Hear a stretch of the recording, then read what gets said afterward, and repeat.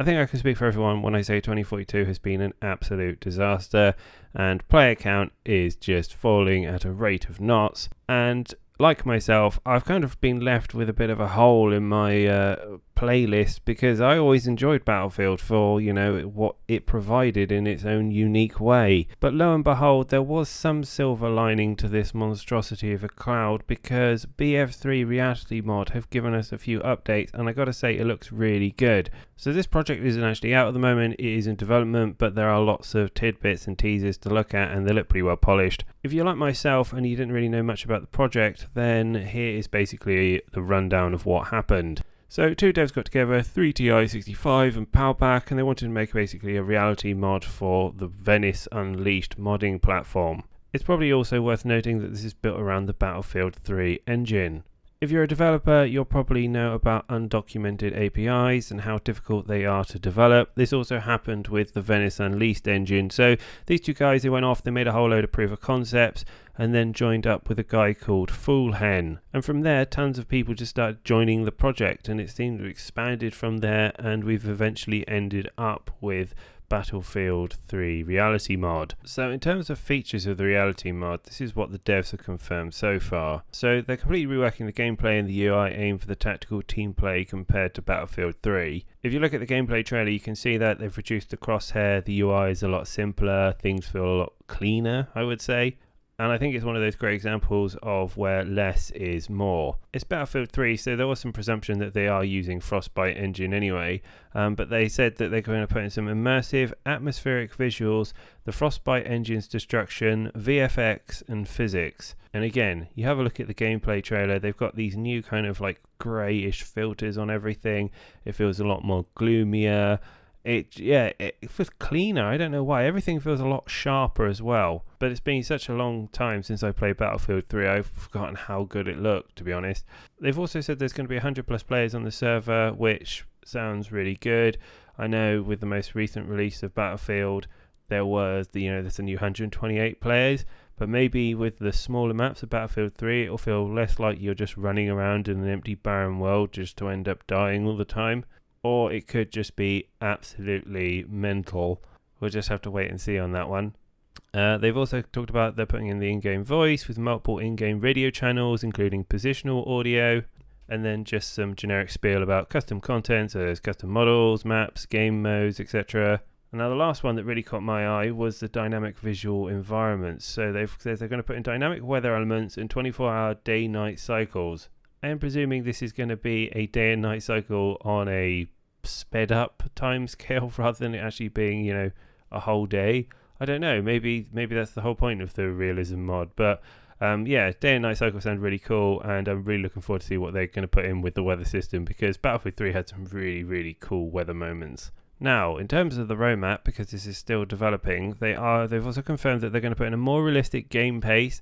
They tweaked the player movement and speed, how the respawn mechanics work, and also the weapon handling. Additionally, also new gameplay elements, so there's artillery strikes, which there's some really cool videos you can check out for those. Deployable assets, so they're looking to put in mortars, tows, AA, sandbags, etc. And also the commander role with UAV. So in terms of custom content, which we talked about earlier, so there's the large scale maps, which they've already mentioned. There's some new game modes, which we don't know what they are.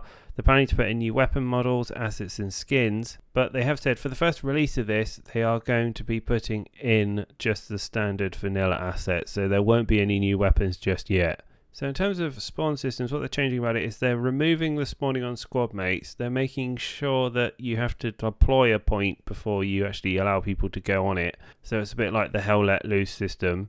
There's also rally points, so those are like squad-wide spawn points that you can spawn onto. So again, very similar to Hell Let Loose. And they've also mentioned that there will be team-wide spawn points, or FOBs. Now, I don't know what FOB stands for, but if you do know, let me know in the comments.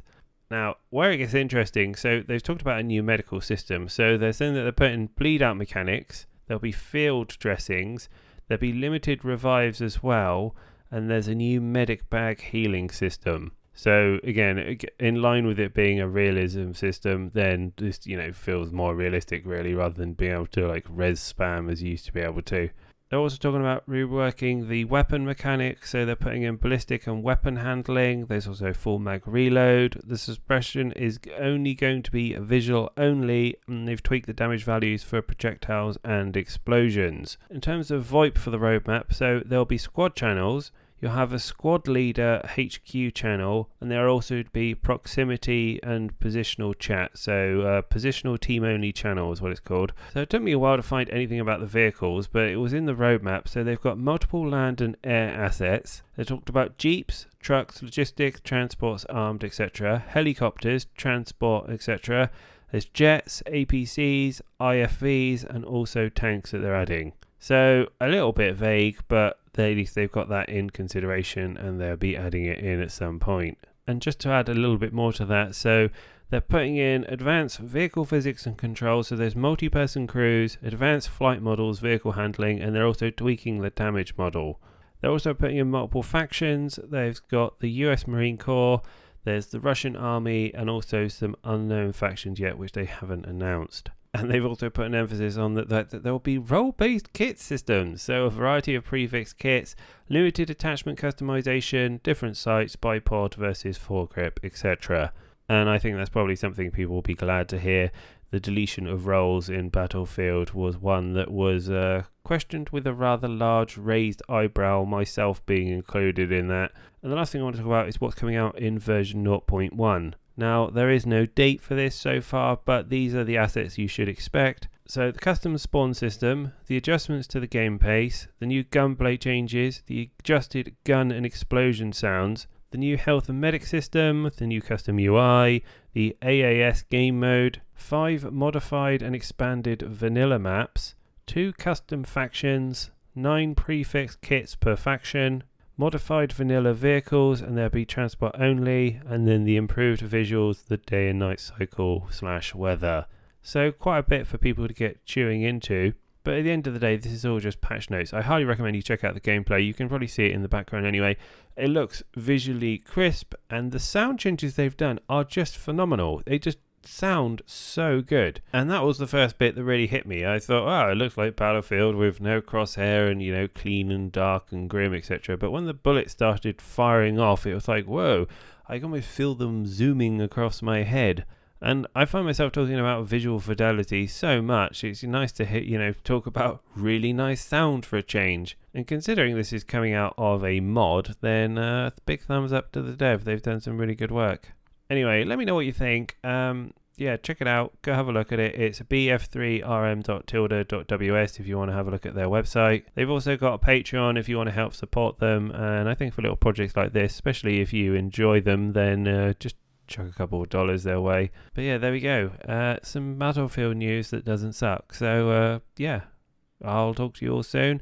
I hope you've all had a great new year so far. Good luck in 2022, and I look forward to bringing you all sorts of news and reviews, so have a great day.